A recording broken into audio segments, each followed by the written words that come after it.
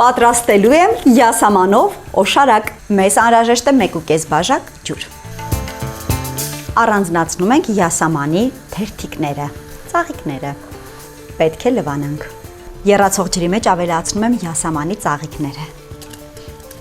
Եռացնելու ենք մոտ 10-ից 15 րոպե։ Հիմա պետք է քամենք, որովհետև ծաղկաթերթիկները մեզ այլևս պետք չեն։ Կրկին դնում ենք կրակի վրա,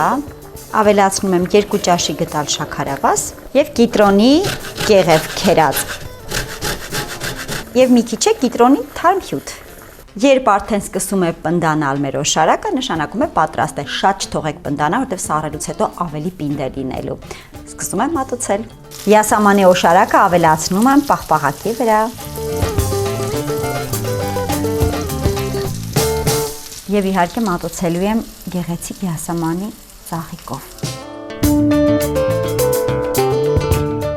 Սեղմեք լայքի կոճակը, սրտիկ եք ինձ, ուղարկեք այս բաղադրատոմսը ձեր ընկերոջը, իսկ ես գոհ եմ ինձանից։